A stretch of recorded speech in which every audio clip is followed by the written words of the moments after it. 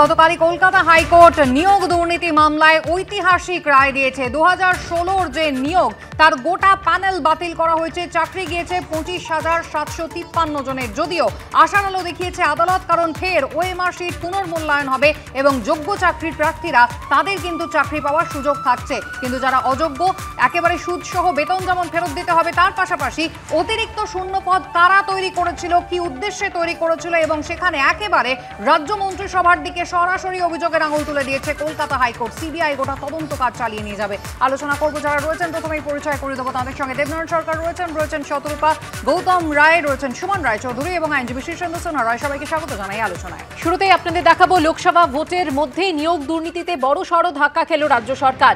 ঐতিহাসিক রায় দিল কলকাতা হাইকোর্ট। এসএসসিতে নিয়োগ দুর্নীতি মামলায় 25,753 জনের চাকরি বাতিল করল হাইকোর্টের বিশেষ বেঞ্চ। 2016 সালের এসএসসির সমস্ত নিয়োগে অবৈধ বলে জানানোর পাশাপাশি বাতিল করে দেওয়া হলো পুরো প্যানেল। বাতিল হয়ে গেল অতিরিক্ত শূন্য পদের সব চাকরিও। মেয়াদ উত্তীর্ণ প্যানেল থেকে নিয়োগপ্রাপ্তদের ফেরত দিতে হবে বেতনের টাকা। ফাঁকা ওএমআর শিট জমা দিয়ে যারা চাকরি পেয়েছেন তাদেরকেও ফেরত দিতে হবে এতদিন ধরে পাওয়া বেতন। প্রাপ্ত বেতনের টাকা ফেরতের পাশাপাশি দিতে হবে বার্ষিক 12% হারে সুদ। যারা ফাঁকা ওএমআর শিট জমা দিয়েছেন তাদের টাকা ফেরত দিতে হবে। প্যানেলের বাইরে যাদের নাম রয়েছে তাদের এবং প্যানেলের মেয়াদ উত্তীর্ণ হয়ে যাওয়ার পর শূন্য পদ তৈরি করে যাদের চাকরি দেওয়া হয়েছে তাদের টাকা ফেরত দিতে হবে 4 সপ্তাহের মধ্যে।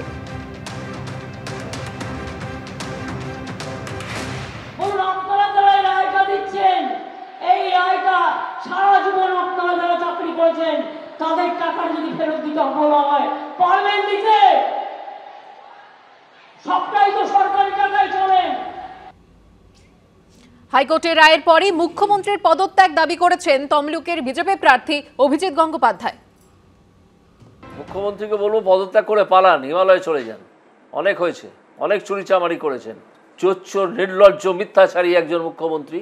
আপনি প্রথম থেকেই একটা বলে এসেছিলেন যে তদন্তে প্রমাণ পাওয়া গেছে যে টাকার বিনিময়ে চাকরি তারা পেয়েছেন।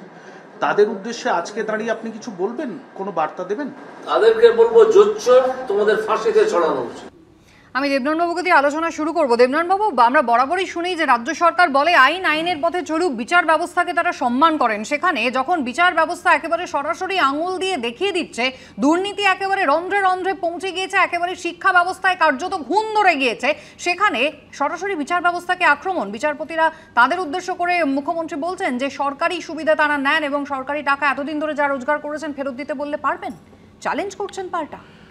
না, আমি রবীন্দ্রনাথের গান্ধারীর আবেদনে এক জায়গায় বলছি, দণ্ডিতের সাথে দণ্ডদাতা কাঁধে যাবে সমান আঘাতে, সর্বশ্রেষ্ঠ সে বিচার। হলো কি সর্বশ্রেষ্ঠ বিচার? কারণ ঠিক আছে, যারা মানে অতিরিক্ত চাকরি পেয়েছে, রাং জাম্প করে ইত্যাদি পেয়েছে, এর মধ্যে একটা বড় অংশ তারা একেবারে ন্যায্য চাকরি পেয়েছে। যদি বিচারটা এই হতো, বড় অংশ বলবো, হ্যাঁ বলুন, বড় অংশ বলছেন কেন? চেঁচালেন বলছে, আমি দাও বড় অংশ বলছেন কেন?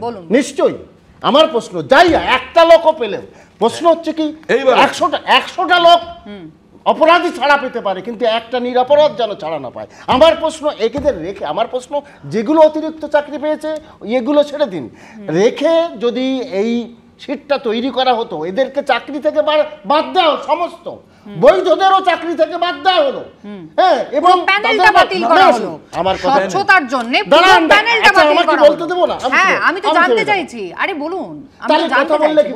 বৈধ যারা, ধরুন কিছু একটা লোক যদি বৈধ থাকে, সেই বৈধ আপনি রাখুন, তাদের রাখার পরে যদি দেখা যায় 6 মাসের মধ্যে এই বৈধ লোকগুলো, একটা লোকদের তো ফেরত দিতে হবে 12%। কাদের? সবাই না, যাদের অতিরিক্ত চাকরি, রাংজাম ইত্যাদি, যারা বৈধ থাকবে তাদের চাকরি যদি তৈরি না থাকে তখন আপনি আটকাবেন। এতদিন পর্যন্ত তাকে ব্রেক করলেন, চাকরি থেকে বাতিল করলেন, এ কোন ধরনের বিচার? আপনি আচ্ছা বেশ না বেশ আপনি পদ্ধতি নিয়ে প্রশ্ন তুলতেই পারেন। দেবনারায়ণবাবু এক মিনিট বলেছেন, এবার প্রশ্নটা শুনুন। আচ্ছা, আপনি বলেছেন এইভাবে বিচার হয় না।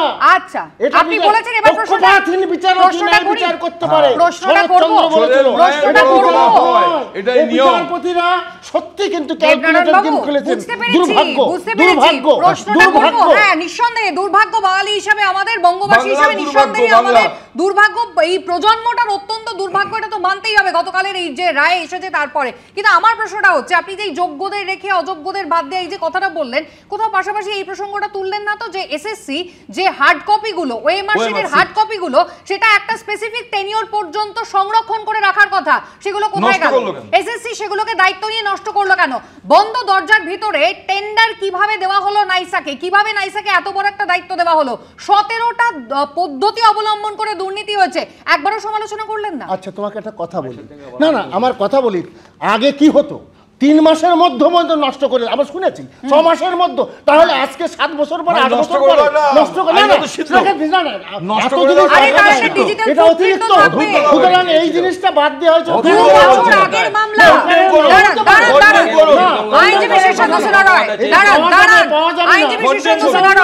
যখন প্রথম দুর্নীতি সামনে এলো, মাননীয় বিচারপতি অভিজিৎ গঙ্গোপাধ্যায় দায়িত্বে ছিলেন, তিনি যখন এই গোটা বিষয়টা প্রকাশ্যে নিয়ে এলেন, প্রথম কিন্তু তিনি এই ওএমআর শিট দেখতে চেয়েছিলেন। তখনই কিন্তু বলা হয়েছিল যে ওএমআর শিটগুলোকে নষ্ট করা হয়েছিল এবং নিয়ম বহির্ভূতভাবে সেই কাজ করেছিল এসএসসি। রাজ্যের শিক্ষা ব্যবস্থার প্রতিটি ধাপে শুধু যে দুর্নীতি হয়েছে তা নয়, তার জেরে সমাজ ব্যবস্থায় ঘুণ ধরে গেছে। আজকে শিক্ষকদের সমাজের মেরুদণ্ড বলা হয়, সেই মেরুদণ্ড দুর্নীতি। আপনি বলছিলেন 2 বছর আগে জাস্টিস অভিজিৎ গঙ্গোপাধ্যায় বলেছিলেন যে আপনারা বলুন, এসএসসিকে বলেছিলেন যে কজন আপনারা এইভাবে চাকরি পেয়েছেন আর যারা আইনিভাবে চাকরি পেয়েছেন। আজকে বলছেন 19,753 আর 25,753। সেদিন বলেননি কেন? 2 বছর আগে এই মামলা তো এখানে আসতো না, কখনোই আসতো না। আজকে বলছেন ওএমআর শিট বলেছিলেন, ওএমআর শিট যেখানে এসএসসি একটা লুকিয়ে টেন্ডার ডেকে রাজ্য সরকার নাইসাকে দিয়েছিলেন, নাইসা আবার অন্যজনকে দিয়েছেন, সেটা বলেছিলেন, সেদিন বলেছিলেন। আজকে বেআইনি বলছেন। বেআইনি সেই দিন হয়েছিল যেদিন যারা অযোগ্য প্রার্থীরা তারা চাকরি পাচ্ছে, সেই দিন বেআইনি হয়েছিল। আজকে দিনের পর দিন, মাসের পর মাস, বছরের পর বছর আজকে যোগ্য প্রার্থীরা রাস্তায় বসে থাকবে আর অযোগ্য প্রার্থীরা তারা চক ডাস্টার নিয়ে ছেলে মেয়েদের ভবিষ্যৎ নষ্ট করবে।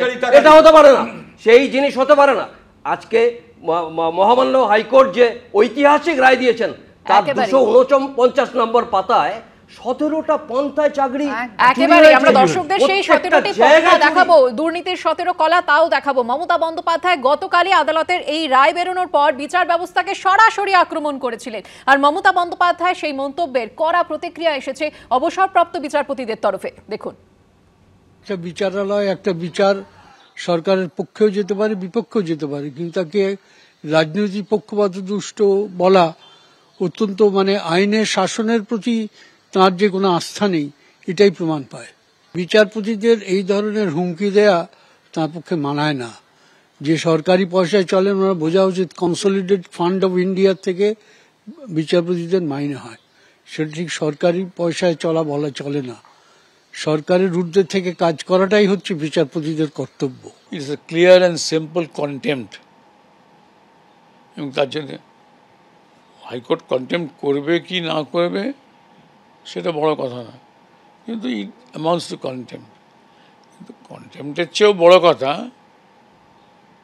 উনি তাহলে সমস্ত বিচার ব্যবস্থা ওপর আস্থা রাখছেন না। যদি আপনার জুডিশিয়ারি এই সম্পর্ক হয়, এটা কিন্তু ভয়ঙ্কর অশনি সংকেত। তাহলে এই জায়গায় আমি একবার সুমনবাবুর কাছে যাব। সুমনবাবু, তাহলে ব্যাপারটা এরকম হলো যে রায় যেহেতু পছন্দ হলো না, সেই কারণে একেবারে শুধু বিচার ব্যবস্থাকে একটা নির্দিষ্ট রাজনৈতিক রঙে রাঙিয়ে দেওয়া নয়, একেবারে বিচারপতিদের দিকে অভিযোগের আঙুল কোথাও তুলে দিচ্ছেন প্রশাসনিক প্রধান। না, মমতা বন্দ্যোপাধ্যায়ের বেসিক নেচার কি, যে ওনাকে অপোজ করবে বা ওনার ভুল ভ্রান্তিগুলো আঙুল দিয়ে তুলে ধরবে, সেটা বিচার ব্যবস্থা হোক, প্রশাসন হোক, বিরোধী রাজনৈতিক দল হোক, বিরোধী কর্মীরা হোক, যে হোক, তার বিরুদ্ধে উনি আক্রমণ শানাবেন। সেটা তার মধ্যে কোনো যৌক্তিকতা থাক না থাক, সেটা লিগাল হোক আর না হোক। একটু আগে বলছিলেন না যে বাংলার জন্য খুব দুর্ভাগ্যের দিন, সত্যি দুর্ভাগ্যের দিন। আজ সকালে এসে দেখছি চোরেদের ডিফেন্ড করতে বসেছেন একজন অধ্যাপক, প্রথিতযশা অধ্যাপক, যাকে আমরা সবাই সম্মান করি। সারা বাংলাতে চলছে আলু পটলের মতন। যে রাজ্যে চাকরি বিক্রি হতে পারে, চাকরি নিয়ে দুর্নীতি হতে পারে, একটা বাজার তৈরি হতে পারে যে চাকরি কত দামে বিক্রি হবে। এর যে খারাপ অবস্থা, আমার মনে হয় না ভারতবর্ষ কেন, আমরা তো তৃতীয় বিশ্বের অত্যন্ত গরিব একটি দেশ, এখনো আমি গরিব দেশই বলবো, অত্যন্ত গরিব একটি দেশ, অন্য কোনো প্রতিবেশী রাষ্ট্রে এই ধরনের কোনো কখনো অভিযোগ উঠেছে বলে আমার মনে হয় না, যেটা মমতা বন্দ্যোপাধ্যায় করলেন। এবং মমতা বন্দ্যোপাধ্যায় ক্যাবিনেট মিটিং ডেকে সেই অবৈধ চাকরিগুলোকে লেজিটিমেসি দেওয়ার জন্য সুপার নিউমারিক পোস্ট তৈরি করলেন, যেটা উনি করতে পারেন না। এই একেবারে এখানেই আরো একবার শোনাবো আগামী প্রজন্মের জন্য। একেবারে সুমন বাবু আসবো। দিলীপ ঘোষ তিনি বলছেন যে চাকরি দেওয়ার নামে ৩,০০০ কোটি টাকা তোলা হয়েছে, নেতাদের বলুন টাকা ফেরত দিতে, না হলে যাদের চাকরি গিয়েছে তারা আসুন, আমরা তৃণমূল নেতাদের বাড়ির সামনে দাঁড়াবো, আপনারা ঘরে ঢুকে কলার ধরে নিয়ে আসুন। মুখ্যমন্ত্রীর লোকেরা যার কাছ থেকে টাকা নিয়েছে তার কাছেই তো দাঁড়াবে, আমার হয়ে দাঁড়াবেন নাকি? এই যে প্রায় ৩,০০০ কোটি টাকা তুলেছে সাধারণ মানুষকে চাকরি দেবে বলে, অর্ধেক লোককে দিয়েছে অর্ধেক দেয়নি, যারা পায়নি তাদের টাকা গেছে, যারা পেয়েছে তাদের টাকাও গেল, চাকরিও গেল, বাপের জমি বিক্রি করে বাকি টাকা দিতে হবে। আমার বক্তব্য, Mamata Banerjee high court supreme court দেখাচ্ছেন, কারণ তাদেরকে বলতে হবে যে আমি তোমার জন্য করছি, টাকা হজম হয়ে গেছে। আমি বলছি আগে ওনার নেতাদের বলুন যে যে টাকা নিয়েছে সে ফেরত দিক সুদ সমেত, আর না হলে আমি বলবো ওই যারা টিচাররা চাকরি গেছে আসুন, আমরা গিয়ে টিএমসি নেতাদের বাড়ির সামনে দাঁড়াবো, আপনারা ঢুকে কলার ধরে টেনে নিয়ে আসুন। শতরূপাদি, একটা বেআইনি কাজ হয়েছে, আদালত একটা স্পষ্ট নির্দেশ দিয়েছে, কড়া অবস্থান নিয়েছে, তদন্ত হবে এবং এরপরেও আইনি প্রক্রিয়ার জায়গা রয়ে গিয়েছে। রাজ্য সরকার সুপ্রিম কোর্টে যেতে পারে, এসএসসিও যেতে পারে, কিন্তু এই কেমন ধরনের প্রভোকেশন? দিলীপদার কথা তো পরে আসছি, তোমরা সবসময় দিলীপদাকে ধরো। আগে তো আমি বড় একটা ব্যাপার, কিন্তু উনি বলছেন কলার ধরে টাকা আদায় করুন, উনি দরজার বাইরে দাঁড়িয়ে থাকবেন, এদের কলার ধরে বাইরে নিয়ে আসুন। আগে তো বলি কুসুমিতা যে মুখ্যমন্ত্রী আসাম গেছিল, গন্ডারা দেখতে এসেছিল যে তাদের থেকেও চামড়া কার শক্ত বেশি, সেজন্য দিলীপদাকে শুধু শুধু টেনে লাভ নেই। যে তার রায় পছন্দ হয়নি বলে মুখ্যমন্ত্রী পাইচারি করে বেড়াচ্ছে, চিৎকার করে বেড়াচ্ছে যে বিজেপি ন্যায়ালয়, এটা কি ধরনের কথা?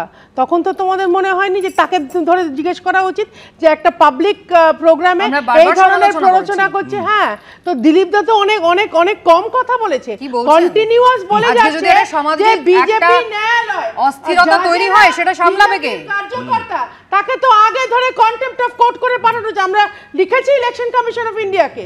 এটা কি ধরনের কথাবার্তা? একটা স্টেট হেড, একটা মুখ্যমন্ত্রী বলে যাচ্ছে, লাগাতার বলে যাচ্ছে। আজকে একটু আগে সুমনদা যে কথাটা বললেন যে সুপার নিউমেরিক চাকরিগুলো, সেটা আবার তার মন্ত্রী, আমি তো দেবনানন্দাকে ছেড়ে দিলাম, উনি নাকি কোনো দিকেই নেই।